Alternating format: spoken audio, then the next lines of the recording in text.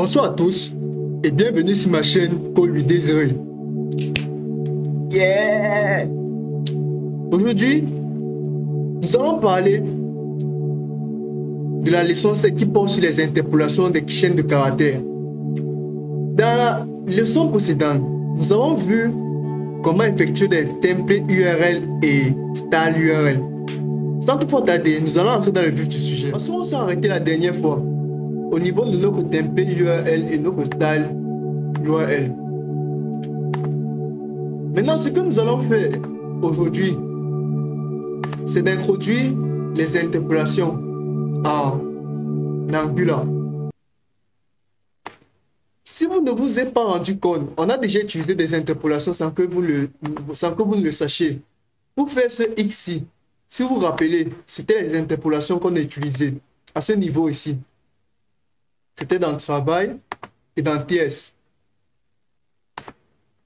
J'ai l'impression c'était dans App autant pour moi. C'était ici. On a fait des interpolations ici. On a utilisé l'interpolation sans que vous ne le sachiez. Ici, on a dit bonjour monsieur X dans notre fichier TS. Et on l'a appelé à l'intérieur de notre HTML ici. Voici ce qu'on appelle une interpolation. Maintenant, nous allons essayer de mettre certains exemples pour que vous puissiez mieux appréhender cela. Nous allons venir sur le fichier, le dossier que nous avons créé manuellement. À ce niveau, nous allons venir donner des variables. Ici, nous allons dire par exemple nom. Et nous allons donner son type. Parce que ici, nous travaillons en TypeScript. Donc, en TypeScript, on met des variables. C'est important, mais en Java, ce n'est pas nécessaire. Ici, on va mettre des variables. On va lui donner le type string. Puis ici, on va lui donner la valeur de... On va dire Monsieur Jérémy. Puis ici, nous allons donner l'âge. C'est de type number. Et si vous regardez bien, là nous allons effacer ceci. Si vous regardez bien, ici on va donner l'âge. On va dire 26 ans. Puis maintenant, regardez, comment on a fait ceci. On va venir dans le HTML à ce niveau. On va effacer tout ce qu'on a écrit ici. On va tout effacer. On va tout simplement créer des balises. Ici, on va dire un H1. On va dire, on va appeler une interpolation en l'appelant le nom. Donc, on va venir ici, on va dire, on ouvre les accolades, on ouvre les crochets autant pour moi. Dans les accolades, on ouvre les accolades et on ferme. On ouvre et on ferme. Et ici à l'intérieur, on va mettre le nom. On va mettre la variable nom. Donc ici, on va mettre nom.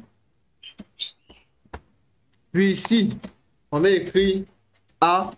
Puis on va mettre l'interpolation de H. On va copier ceci. On va faire des interpolations ici. Et là, on va mettre H. Vous allez vous rendre compte lorsqu'on vient sur le navigateur, on observe que M. Jérémy a 26 ans. Cela fonctionne en fait parce que Angular reconnaît ces variables. Et lorsqu'on fait une interpolation, Angular fait référence à cette variable dans le fichier travail.component.ts. C'est pour ça en fait que on peut récupérer cette valeur. Mais si on fait ceci, on vient mettre dans nom, on lui donne des apostrophes.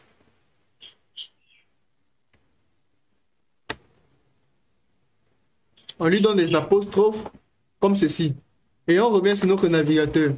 On va observer que il ne nous donne plus la valeur de la variable nom. Au contraire, il nous donne plutôt le nom. Pourquoi? Parce qu'à ce niveau-ci, il considère à l'intérieur de cette interpolation une chaîne de caractères. Et cette chaîne de caractères est juste reconstituée sur notre navigateur. C'est pour ça ici on a nom A26. Si on efface les apostrophes que nous avons mis ici, on essaie de relancer. On observe que le rendu est complètement différent. Maintenant, nous allons voir une dernière chose en utilisant les fonctions. Ici, on va tout simplement dire get ou obtenir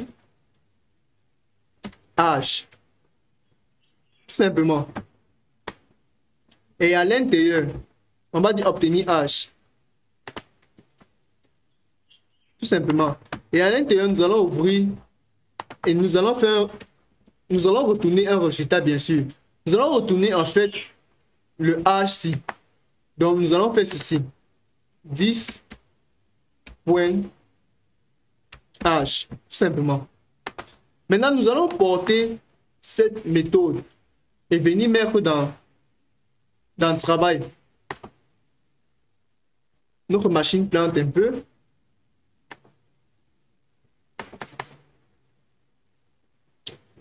Nous allons venir porter ça et mettre ça dans le travail, ici. Là où on a H, on va effacer ceci. On va plutôt mettre notre méthode.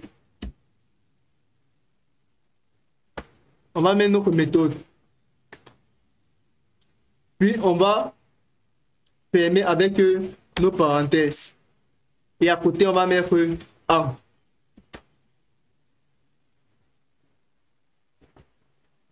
Ici, on revient sur notre navigateur.